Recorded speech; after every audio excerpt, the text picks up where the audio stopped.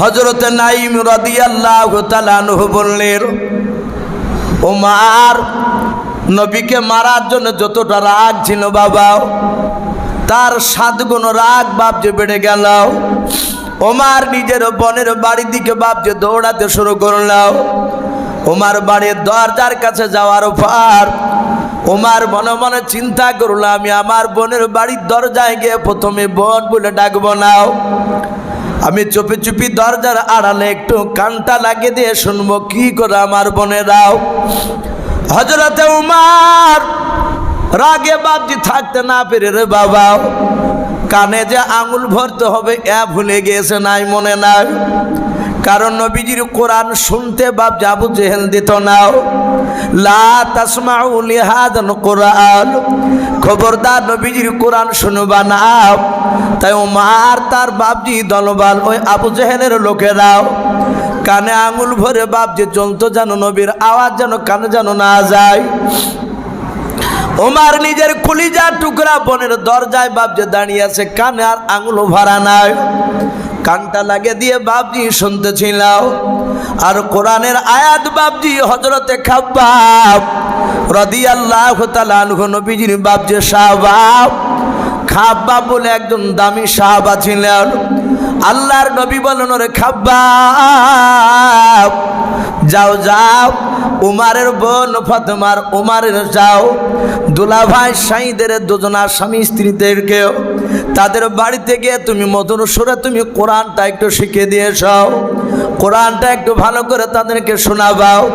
হযরতে খাব্বাব ফাতেমার বাড়ির দরজাতে বাপজি নাই আগিনাতে বাপজি দাঁড়িয়েও বসে বসে বাপজি কোরআন তেলাওয়াত করেছিলেন। 3টা আয়াত বাপজি ওমরের কানে গিয়েছেন বাবা। লাস্টেকার আয়াতটা বাপজি গিয়েছে, ইন্নী আলাল্লাহ, নিশ্চয় আমি আল্লাহ, এই কথা বাপজি বলতেছিলেন। হযরত ওমরের কানে বাপজি কোরআনের ধাক্কা লেগেছে। 3টা বাপজি কোরআনের আয়াত বাপজি কানে গিয়েছে। ওমর চিৎকার করে ডাক দিয়ে বলেন, ওগো বোন ফাতেমা, তাড়াতাড়ি তুমি দরজাটা খুলে দাও। আয় ফাতেমা দরজা খোল। হযরতে ফাতেমা শাহিদ তারা চিনতে পেরেছে আমার দুলা ভাই নয়। ফাতেমা বলেন, ওগো আমার স্বামী, এই তো আমার ভাই ওমর। খাব্বাবকে ফাতেমা ডাক দিয়ে বলেন, খাব্বাব ভাই, তুমি কোরআনটা একটু বুকে করে নিয়ে একটু ঘরের কোণে তুমি গিয়ে লুকিয়ে যাও। খাব্বাব বলেন, বোন আমি তো ওমরের মারকে ভয় পাই না। ফাতেমা বলে, ভাই আমি তোমাকে মার খাওয়ার জন্য আমি মারের ভয় কোনাতে লোকাতে যেতে বলি না। বলে, কেন কোনায় লোকাতে যেতে বলছো বলাও? বলে, ভাই রে, আমার ভাই উমার দেখতে মানুষের মতো, কিন্তু তার ভিতরটা একেবারে জানোয়ারের চেয়েও খারাপ। ওরে ভাই খাব্বাব, উমার চিনে না কোরআনকে, কোরআনকে অবমাননা করবে, হয়তো তোমার হাত থেকে কোরআনটা কেড়ে নিয়ে উমার মাটিতে টান মেরে ফেলে দিয়ে হয়তো পা দিয়ে লাত মারবে। ওরে ভাই খাব্বাব, জীবন চলে গেল অত কষ্ট পাবো না, যত কষ্ট কোরআনকে যদি একটু টান মেরে ফেলে দেয়। ওরে ভাই খাব্বাব, তাড়াতাড়ি তুমি ঘরের কোণে লুকিয়ে পড়াও। খাব্বাব ঘরের কোণে লুকিয়ে পড়লেন। হযরত উমর চিৎকার করে কয়েকবার বাপজি ডাক দিয়ে ফাতেমার দরজা খুলতে দেরি হয়ে গেল। উমর পা দিয়ে বাপজি লাত মেরে বাবা উমরের দুলাভাইয়ের বাপজি বাড়ির দরজা ভেঙে ফেলল। ভাঙার পর দেখছে ফাতেমা দাঁড়িয়ে আছে, শাহিদও দাঁড়িয়ে আছে। হযরত উমর দৌড়ে গিয়ে বাপজি বাম হাত নিয়ে রে বাবা উমরের দুলাভাই শাহিদের দাড়িখানা বাপজি ধরে ফেললো। কাজ করে দাড়িখানা ধরেছে, ধরে ডাক দিয়ে বলে, এই শাহিদ, শুনলাম তুমি নাকি কলেমা পড়েছো। হযরতে শাহিদ বলে, ভাই উমর, তুমি ঠিকই শুনেছে, কিন্তু শুধু আমি একাই নয়। ওরে ভাই উমর, তোমার কলিজা টুকরা বোন ফাতেমাও কলেমা পড়ে নিয়েছে, আর 3 দিন হলো আমরাও। বলে, কলেমা ছাড়বা না? বলে, না ভাই কলেমা ছাড়বো না। যাহাতে কলেমা ছাড়বো না বলেছে, ওমার দাড়িখানা ধরে বাপজি বাম হাত দিয়ে বাপজি ঝাটকা টান মেরেছে। আমি প্রথমে বলেছিলাম ওমারের দুই হাতে বাবা 50টা যুবকের শক্তি দিয়েছিলেন আল্লাহ। ওমারের দুলা ভাই বাপজি ঝুল সামলাতে পারেন নাই, দাঁড়াস করে বাপজি চিৎ করে পড়ে গিয়েছে। ওমার ঝাঁপ দিয়ে বাপজি বুকের ওপর বাপজি দাঁড়িয়ে গেল। তলোয়ারের উল্টো পিঠ দিয়ে বাপজি শাহিদের বাপজি মুখে তলোয়ারের উল্টো পিঠ দিয়ে আঘাত করে, হাতে আঘাত করে, পায়ে আঘাত করে, পা দিয়ে বাপজি বুকে লাত মারে আর বলে ভাই নবীর কলমা না ছাড়লে তোমাকে লাত মেরে বুকের বাতা ভেঙে ফেলব, তোমাকে তলোয়ারের উল্টো পিঠ দিয়ে আঘাত করতে করতে তোমাকে দুনিয়ার বুক থেকে বিদায় করে দেব। হযরত ওমরে দুলা ভাই শাহিদ কাদার বলেন গো ভাই ওমর মারতে মারতে যদি আমাকে শেষ করে দাও তবু কলিজার ভিতর থেকে নবীকে টান মেরে বের করতে পারবা না। হযরত ফাতেমা তাকে দেখেন আমার স্বামীকে আমার ভাই বেঁচে রাখবে না। হযরত ফাতেমা আর সহ্য করতে না পেরে কাছে যাওয়ার পর নিজের স্বামীর বাপজি বুকের ওপর শুয়ে পড়ে বলেছিল ওগো ভাই ওমর আমার স্বামীকে মেরো না, তার বদলে আমাকে মেরো।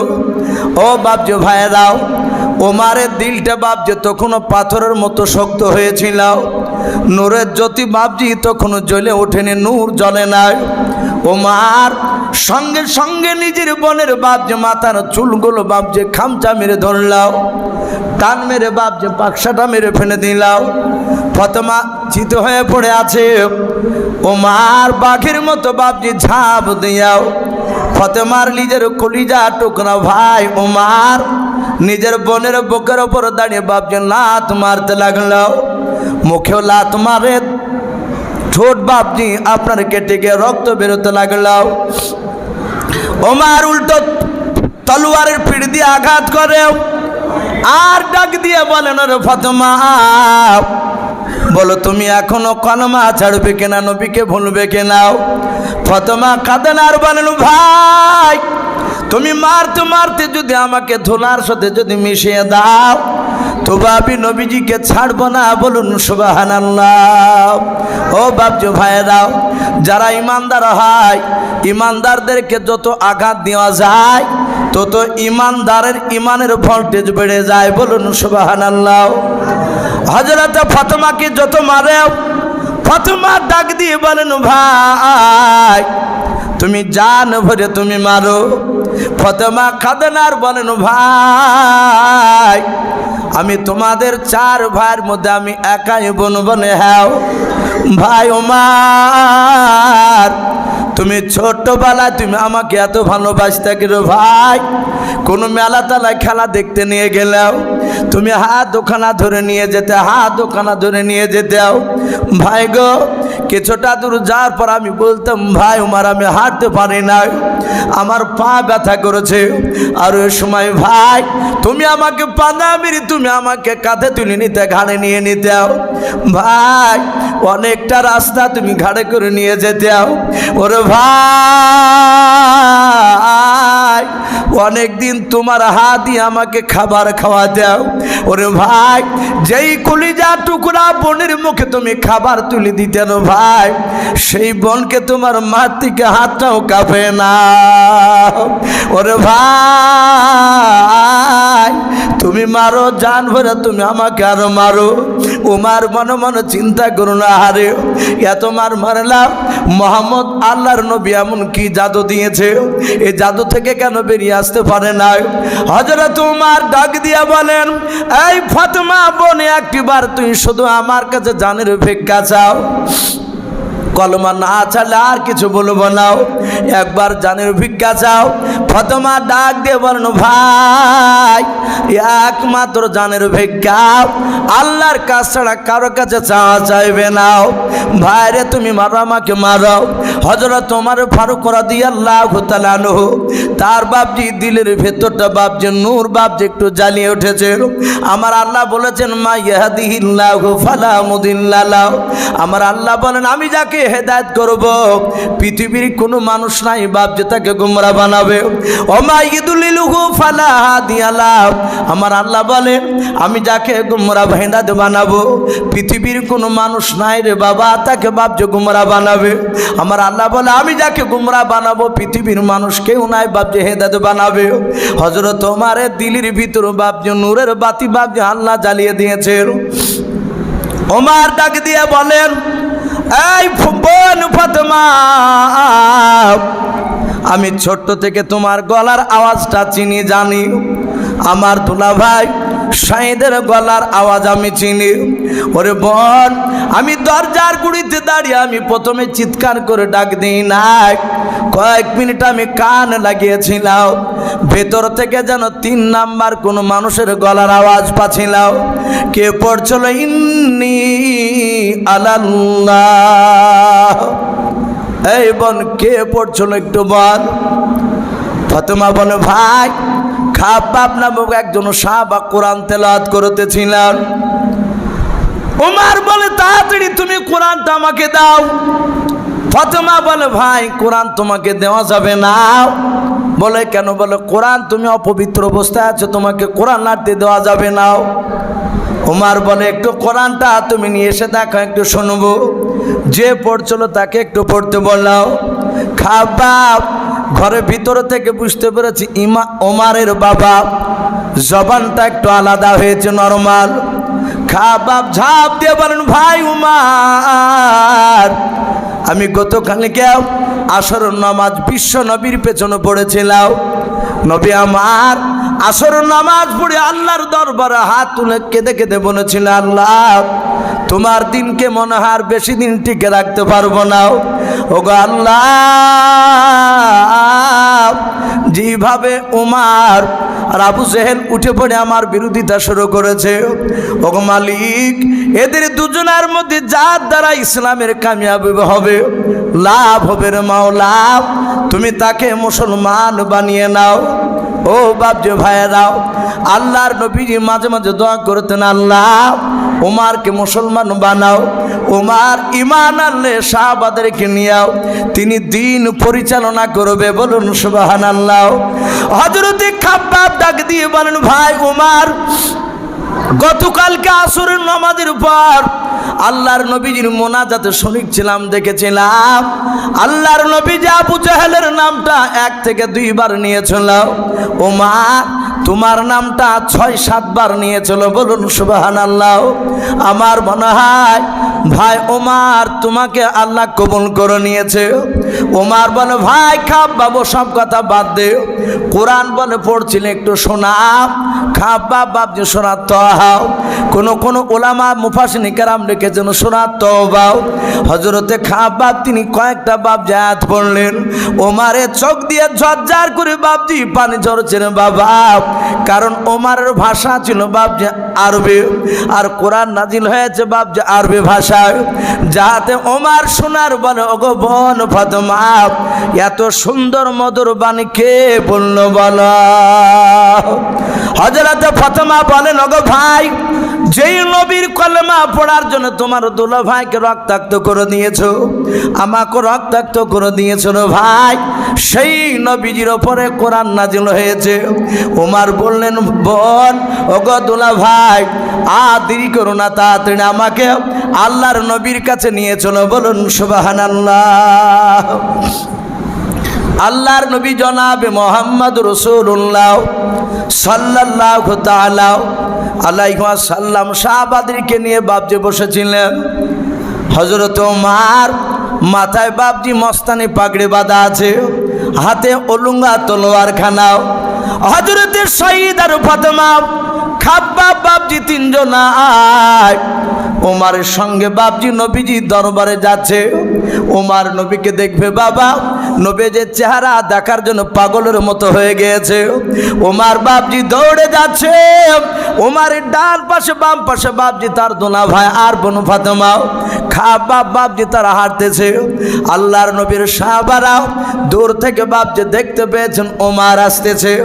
আল্লাহর নবীজির কয়েকজন সাহাবা ছিলেন, ডাক দিয়ে বলেন, ওগো আল্লাহর নবী যে ওই দেখেন আপনার দুশমন, আমাদেরও দুশমন ওমর আসতেছে। নবী গো, আমাদের মনে হয় আপনার কলমা পড়েছে ওমরের বোন ফাতেমা আর শাহিদ। জানতে পেরে তাদেরকে ধরে নিয়ে আসে। আমার মনে হয় আপনাকে জবাই করে তাদেরকে জবাই করবে, আমাদেরকে জবাই করবে। ও নবীজি, আপনি একটিবার শুধু হুকুম করে দেন, আপনার কাছে ওমর আসার আগে আমরা আপনার সাহাবা, আমরা সবাই মিলে দৌড়ে গিয়ে আমরা ওমরকে জবাই করে জাহান্নামে পাঠিয়ে দেব। আল্লাহ রসুল দেখছেন ওমর আসতেছে, তখনও 50 থেকে 60 হাত দূরে আছে। আল্লাহর নবী জনাবে মোহাম্মদ রাসূলুল্লাহ সাল্লাল্লাহু তাআলা আলাইহি ওয়াসাল্লাম, নবী দরুদ নবী আমার এইভাবে বাপজি পেছন দিকে ঘুরে তাকে দেখলেন। সাহাবাদেরকে ডাক দিয়া বলেন, রে সাহাবারা, তোমরা কি অন্তরের খবর জানো, গায়েবের খবর জানো? সাহাবারা বলেন, হুজুর নাও। কে জানে? বলে, আল্লাহ ছাড়া কেউ জানে না। নবী, আপনি জানেন যতটা আপনাকে আল্লাহ জানায়, ফেরেশতার মাধ্যমে তার বেশি জানেন না। আল্লাহর নবী বলেন, তাহলে তোমরা কেমন করে বললে আমাকে মারতে আসছে? ওরে সাহাবারা, এটাও হতে পারে উমর আমাকে না মেরে আমার কলমা পড়তে আসতে পারে। আমি যে গত কালকে আমি তার জন্য দোয়া করেছি। আল্লাহর নবী বলেন, ওরে সাহাবারা, তোমরা এই দাগ থেকে জানো সামনের দিকে কেউ যাবা না, এখানেই তোমরা দাঁড়িয়ে যাও। বলে দাঁড়িয়ে গেলাম। আল্লাহর রাসূল বলেন, সাহাবা তোমরা বসে যাও। সব সাহাবা বাপজি চট করে তারা বসে পড়লেন। সাহাবারা বলেন, দেখলাম নবীজি আমাদেরকে বসে দিয়ে আর বাপজি দাঁড়ালেন না। ওমর তখনও নবীর কাছে বাপজি পৌঁছাতে পারেনি। প্রায় 25 থেকে 30 হাত বাপজি দূরে ছিল। আল্লাহর নবীজি আর থাকতে না পেরে রে বাবা নবীর জায়গা থেকে দৌড়ে বাপজি ওমরের কাছে যাওয়ার পর ওমরের কলার খানা বাপজি এভাবে ধরলেন। ওমর দাঁড়িয়ে গেল। আল্লাহর নবীজি ওমরের কলা ধরে এইভাবে বাপজি নড়াচ্ছেন আর বলেন, ওরে ওমর, আর কতদিন তুমি পাগলামি করবা? ওরে ওমর, তুমি একবার মহাব্বতের নজরে তুমি আমাকে একবার তাকে দেখো। ওমর, আমি তোমার দুশমন নয়, আমি তোমার বন্ধু। বলুন সুবহানাল্লাহ। ওরে আমার ওমর, আর পাগলামি করো না, অনেক পাগলামি করা হয়েছে। ওমর রে, ওই দেখো তোমার সাথে ভাইরা, তোমার ভয়ে প্রকাশে কলমার দাওয়াত আমরা দিতে পারি না। ওরে ওমর, কবে তুমি আমার কলমা পড়বা, ঈমান আনবা আমার উপরে? ওমর রে, ওই তোমার সাথী ভাইদেরকে নিয়ে তুমি কবে ইসলামের নেতৃত্ব দিবে কলমার? আল্লাহ রাসূল কাঁদছেন ওমরের কলা ধরে। আল্লাহর নবীর সাহাবা বাপজি ওমর আর থাকতে পারলেন না। ওমরও হাউমা করে তিনি কাঁদতে লাগলেন। ডাইরেক্ট নবীর চেহারাখানা বাপজি দেখতেছে ওমর। ঈমান আনার আগে ওমর বলেন, আমি একজন নবীর চেহারা ভালো করে দেখে না। নবী কথা শুনলে সাদাতে চোখ বন্ধ করতাও, নালে ঘরের আড়ালে লুকিয়ে পড়তাও। এবার নবীর নুরানি বাপজি চেহারাখানা দেখতেছে ওমর। আল্লাহর নবীর পায়ের তলে বাপজি তলোয়ারটা রেখে দিয়াও, পা দুখানা বাপজি জোরে ধরে কাঁদেন আর বলেন, ওগো নবী, চরম অন্যায় করে ফেলেছে নবী গো, আমি আপনাকে আগে চিনতে পেরেছিলাম না। ওগো আল্লাহর নবীজি, আমি আপনার পা দুখানা ধরে ক্ষমা চাই নবী গো, আমি আপনার কাছে ক্ষমা চাই। হয় আপনি ক্ষমা করে দেন, নতুবা আপনার সামনে যে তলোয়ারখানা আমি রেখে দিয়েছি, এই তলোয়ার দিয়ে ওমরকে জবাই করে দেন। আল্লাহর দরদি নবী, মায়ের নবী জনাবে মোহাম্মদ রাসূলুল্লাহ সাল্লাল্লাহু তাআলা আলাইহি ওয়াসাল্লাম আর থাকতে পারলেন না। ওমরকে বাপজি পাজা মেরে ধরে বলে, এ পাগল ওমর, আমি দুনিয়ার বুকে বদলা নিতে আসি নাই। বলুন সুবহানাল্লাহ। আল্লাহর নবী ওমরকে বুকের সাথে বাপজি জোরে জোরে কপাল চুমা দিয়ে বলেন, ওমর রে, তুমি পড়ে নাও কলমা লা ইলাহা ইলাহা ইল্লাল্লাহ। ভাই একটু জিকির হয়ে যাক, আমরা কত রাত্রিতে জিকির একটু করে নি, যেহেতু এখন কেউ নামাজ পড়ছে না, একটু কলেমাটা পড়ে নি, খুব দামি কলেমা। লা ইলাহা ইল্লাল্লাহ, লা ইলাহা ইলাহা ইল্লাল্লাহ, লা ইলাহা ইল্লাল্লাহ, লা ইলাহা ইল্লাল্লাহ মুহাম্মাদুর রাসূলুল্লাহ সাল্লাল্লাহু তাআলা আলাইহি ওয়াসাল্লাম। নবীর কলেমা পড়ে ওমর মুসলমান হয়ে গেল। সেই ওমর নবীজির বাপজি পা দুখানা জোরে ধরে কাঁদছেন আর বলছেন, ওই সে ঘটনা ধরেছিলাম। ওমরের পা ধরা কথা বলতে গিয়ে কলেমার কথাটা বাপজি তুলে ধরেছি। ওমর বলছেন, নবী গো, আমি আপনার কাছে অন্যায় করে ফেলেছি, আপনি অন্যায় করেননি, আমি বেয়াদবি করেছি নবী, আপনি আমাকে ক্ষমা করে দেন সেই দিনকার মারতে যাওয়ার কারণে। আল্লাহ রসুল বলেন, ওমর আমি পয়গম্বর, আমি তোমাকে মাফ করে দিয়েছি, ওমর তুমি বসে যাও। আল্লাহর নবী জনাবে মোহাম্মদ রাসূলুল্লাহ সাল্লাল্লাহু তাআলা আলাইহি ওয়াসাল্লাম দরুদ নবী আমার পয়গম্বর ওমরকে বলে, ওমর তুমি বসে যাও। আল্লাহর নবীজি উসমান গনিকে ডেকে বাপজি মাপ চাইলেন, আলীকে ডেকে বাপজি মাপ চাইছেন। এইভাবে বাবা প্রতিটা সাহাবার বাপজি হাত ওখানা ধরে ধরে ক্ষমা চাইছিলেন। ওমর তাকে দেখলেন নবী আমার গুনাহ করেনি, কিন্তু নবী আমার এইভাবে যদি এক এক করে যদি সব সাহাবার কাছে ক্ষমা চায়, এটা আমাদের বেয়াদবি করা হবে নবীর সামনে। না না, আল্লাহর নবীকে কোনো সাহাবার এভাবে হাত ধরে ক্ষমা চাইতে দেওয়া যাবে না। আমাদের অন্যায় হয়েছে, কিন্তু নবীর তো অন্যায় হয় না, এটা বেয়াদবি হবে। ওমর নবীজির সামনে গিয়ে বলেন, নবী আপনি বলেছেন সব সাহাবার মধ্যে আমার আবু বকর দামি সাহাবা। ওগো নবী গো, সব সাহাবার আমাকে দামি সাহাবা বলে মানে। ওগো নবীজি, আমি যা বলি সাহাবারা তাই শুনে নাই, আপনার পরে আমার কথা তারা মানে। ও নবী শুনে নেন, আপনি প্রতিটা সাহাবার কাছে এভাবে মাপ চাইবেন না। নবী বলেন, সাহাবা বান্দার সাথে বান্দার হক আদায় করে না যেতে পারলে আমি নবী পয়গম্বর আল্লাহ আমাকে ছাড় দেবে না। তা আমি প্রতিটা সাহাবার কাছে এভাবে মাপ চাই। আল্লাহ রসুলের সাহাবা বন্ধু আবু বকর বলে, নবী এইভাবে প্রতিটা সাহাবার কাছে আপনার মাপ চাওয়া লাগবে না গো নবী, আমি পয়গম্বরের বন্ধু আবু বকর, ও নবী আমি সব সাহাবার পক্ষ থেকে সবারই তরফ থেকে আল্লাহর নবীজি আপনাকে আমরা মাফ করে দিলাম। বলুন সুবহানাল্লাহ। কথা বুঝতে পারছেন? সবারই পক্ষ থেকে ওমর বলছেন না, আবু বকর আমি মাফ করে দিলাম নবী, আর মাফ চাইতে হবে না। ওগো নবী, এবার আপনি সবাইকে একবার বলেন যে মাফ করে দিলাম, তাহলে মাফ হয়ে যাবে।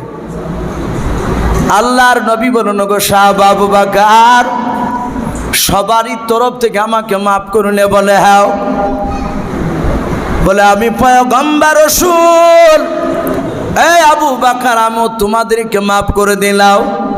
ও বাপজি ভাইরাও, যাহাতে মাফ করে দিলাম বললেন নবী আমার। আর হঠাৎ করে বাপজি দেখা গেল সাহাবার মাঝ থেকে বাপজি একজন সাহাবা থমকে বাপজি দাঁড়িয়ে গিয়ে বলেন, ওগো আল্লাহর নবী, সব সাহাবারা আবু বকরকে দায়িত্ব দিতে পারে, কিন্তু আমি আপনার সাহাবা, ও নবীজি আমি তাকে দায়িত্ব দিই নাই। নবী গো, আমি আপনার সাহাবা, আমি আপনাকে অতক্ষণ পর্যন্ত মাফ করব না। হাজার হাজার সাহাবা সবাই অবাক, ডাক দিয়ে বলেন, ওগো নবী, ডাক দিয়ে নবী বলেন, ওগো আমার সাহাবা, তুমি কেন আমাকে মাফ করবে না? সাহাবা যিনি দাঁড়িয়ে আছেন বাবা, ওনার নাম আপনাদের মনে আছে কেমন জানা নাই? জানা আছে? যে সাহাবা নবীকে বলছেন আমি আপনাকে মাফ করব না, ওই সাহাবার নাম হযরতে সাদ ইবনে আবি ওয়াক্কাস। বলুন সুবহানাল্লাহ। সাদ ইবনে আবি ওয়াক্কাস দাঁড়িয়ে বলছেন, আগা নবী, সব সাহাবা মাফ করতে পারে, আমি আপনাকে মাফ করব না। নবী বলছেন, কেন, আমি কি অন্যায় করেছি? বলে, হুজুর, এক সময় আপনি উটে চেপে যাচ্ছিলেন, নবীজি যে উটটায় চাপতেন সে উটটার নাম নবী রেখেছিলেন আজবা। কি নাম বললাম? আজবা। রসুলের উটের নাম ছিল।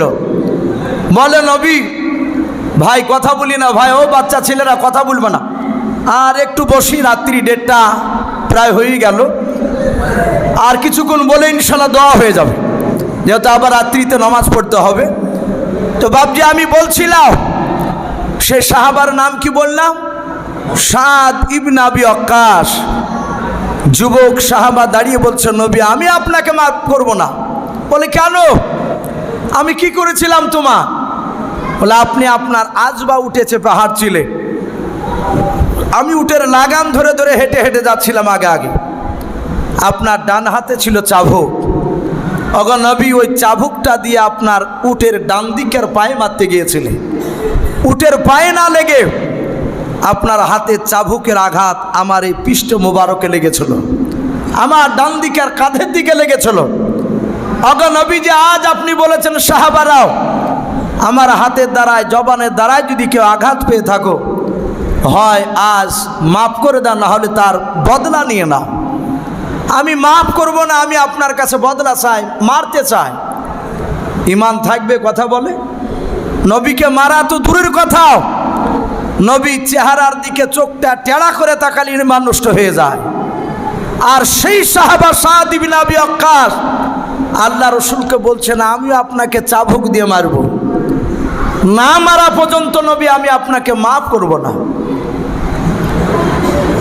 হাজার হাজার সাহাবারা বাপ যে কাঁদতে লাগলেন, কেন করেছে সাহাবাও যে সাদ ইবনে আবি ওয়াক্কাস নবীর জন্য পাগল হয়ে যায়, নবীর দিলকে বাঁচানোর জন্য অনেক বেঈমানের সঙ্গে লড়াই করেছে। আর এই সাহাবা হঠাৎ করে কেন বলছে নবীর কাছে বদলা নেব? আবু বকর বলেন, ওগো নবী দয়া করে ওকে একটু সময় দেন আমাদেরকে, আমরা একটু বুঝিয়ে যদি তাকে মাফ করাতে পারে। আবু বকর বলেন, ওগো সাদ ইবনে আবি ওয়াক্কাস, এখানে তুমি বাদ দিয়ে যতগুলো সাহাবা আছে, হাজার হাজার সাহাবা বলে, হ্যাঁ ওরা আমার সাহাবা, আমরা সমস্ত সাহাবারা যা জীবনে নেকির কাজ করেছে শুনে নাও, যদি আল্লাহর দরবারে যদি কোনো কাজ যদি পছন্দ হয়, যদি আমরা নেকি কাজ করে থাকি সাহাবা, হাজার হাজার সব সাহাবারা সবারই নেকিগুলো আমরা তোমাকে দান করে দিলাম, তার বিনিময়ে আমার রাসূলকে তুমি মাফ করে দাও। সাদ ইবনে আবি ওয়াক্কাস বলে, না ভাই, এই আবু বকর আমি কারণে কি নিব না, আমি নবীকে মারতে চাই। লাস্ট পর্যন্ত বাপ যে আবু বকর সাদ ইবনে আবি ওয়াক্কাসের পা দুখানা জুড়ে ধরে কাঁদেন আর বলে, ওরে ভাই সাদ ইবনে আবি ওয়াক্কাস, তুমি আমার নেকির ব্যাপারে তুমি জানো? বলে, হ্যাঁ জানি। আল্লাহর নবীজি যেদিন মক্কা ছেড়ে বাপজি নবীকে সঙ্গে করে নিয়ে মদিনায় যাচ্ছিলেন, ওই দিন আবু বকরের ব্যবহারে নবী আমার এত খুশি হয়েছিলেন, এত খুশি হয়েছিলেন। আল্লাহর নবী বলেছিলেন, ওরে আবু বকর, সারা জীবনকার নেকি নয়, শুধু আজকের রাত্রির নেকিটা, মক্কা থেকে মদিনা যাওয়ার হিজরতের রাত্রির নেকিটা শুনে না আবু বকর, এক পাল্লায় যদি তোমার নেকিটা রাখা হয়, কিয়ামত পর্যন্ত যত আমার উম্মতে আসবে, যারা ইন্তেকাল করে গিয়েছে, বর্তমান আছে, আগামীতে আসবে, সব উম্মতির নেকি যদি অপর পাল্লা রাখা হয়, ওরে আবু বকর, আমি পয়গম্বর বললাম তোমার নেকির পাল্লাটা ভারী হয়ে যাবে। বলুন সুবহানাল্লাহ। কি জাতা বড় দামি সাহাবা আবু বকর। সে আবু বকর বলে, ভাই আমার সারা জীবন করে এমনকে শুনে না, ওই হিজরতে রাত্রির নেকির ব্যাপারে নবী বলেছেন, ওই নেকিটা সত্যি তোমাকে দান করে দিলাম। এই ভাই তুমি নবীকে মাফ করো। সাদ ইবনে আবি ওয়াক্কাস বলে না ভাই আমি মাফ করব না, আমি নবীজিকে বদলা নিতে চাই, মারতে চাই। আল্লাহর নবী বলেন আবু বকর ছেড়ে দাও।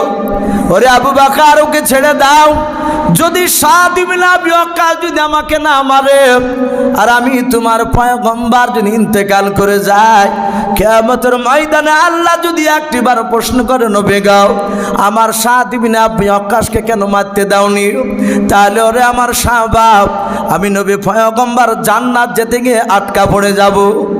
ওর হক আদায় করে যেতে দাও, আমাকে পুরা করতে দাও। আল্লাহর নবী বলেন সাদ ইবনে আবি ওয়াক্কাস তুমি আমাকে কি দিয়ে মারবাও? বলে হুজুর যে চাবুক দিয়ে আপনি মেরেছিলেন চাবুকটা বাড়িতে রাখা আছে। বলে তাড়াতাড়ি নিয়ে এসো। সাহাবা দৌড়ে চলে গেলেন, চাবুকখানা বাপজি নবীর সামনে নিয়ে এসে দাঁড়িয়ে বলেন হুজুর এই চাবুক, এই চাবুক দিয়ে আপনি মেরেছিলেন, আজকে আপনাকে মারব। আল্লাহর নবীজি 10 হাত দূরে দাঁড়িয়ে আছে। সাহাবা সাদ ইবনে আবি ওয়াক্কাস 10 হাত পেছনে দাঁড়িয়ে বলে নবী আপনি রেডি হয়ে যান। হাজার হাজার সাহাবারা বাপজি তারা জানতেন নবীর দিকে কেউ যদি আঙুল তুলে কথা বলতো সাহাবারা সহ্য করতে পারতো না, অমনি বাপজি তাকে জবাই করার জন্য বাপজি রেডি হয়ে যেত। সেই নবীর সাহাবারা বাপজি মনে মনে চিন্তা করেন আল্লাহ নবীর সামনে আমাদের চোখের সামনে নবীকে মারবে, আমরা তাকে সহ্য করতে পারবো না। প্রতিটা সাহাবা এইভাবে বাপজি চোখ দুটো বন্ধ করে আছে। নবী বলেন কোনো সাহাবা যেন কথা বলবা না, সাদ ইবনে আবি ওয়াক্কাসকে বদলা নিতে দাও। সাহাবারা চোখ বন্ধ করে আছে। আল্লাহর নবী বলেন সাহাবা তুমি আমার সামনে দিকে মারবা না পেছন দিকে মারবা? বলাও। বলে হুজুর আমি পেছন দিকে মারবো আপনার। নবীজি আমার ভালো মনে পড়ে যায় যেদিন আপনি আমাকে মেরেছিলেন সেদিন আমার ডান দিকের কাঁধে কোনো পাঞ্জাবি ছিল না। অগা নবীজি আজ আপনাকে আমি মারবো, নবী মারার আগে আপনার ডান দিকের পাঞ্জাবিখানা একটু নিচু দিকে টানিয়ে ধরেন, নিচু দিকে আপনি নামান। সাহাবারা কাঁধে না হারে নবীকে মারা তো অন্যায়, আবার নবীর জামাটা বাপজি টানতে বলছে। আল্লাহর নবী বলেন ওরে সাদ ইবনে আবি ওয়াক্কাস এই দেখো আমি জামার বোতামটা খুললাম। এভাবে কলারখানা বাপজি টানতে লাগলেন। আল্লাহর নবীজির জাহাতে বাপজি ডান দিকের বাবা কলারখানা জামাটা বাপজি টানিয়েছেন। আর হঠাৎ করে সাহাবা বাপজি দেখতে পেলেন বাবা আল্লাহর নবীর ডান দিকের কাঁধে বাবা একটা গোস্তের টুকরা ছিল, হাড়ের টিপির সমান মোটা হাড়ের টিপি চিনেন তো অনেকে, বাচ্চাবেলা যে খেলতাম আমরা, ওই টিপির সমান। কোন রাবি লিখেছেন বাবা কবি তোরের ডিমের সমান বাবা, সবুজ রঙের মতো বাপজি দেখতে ছিল ওই গোস্তের টুকরাটা।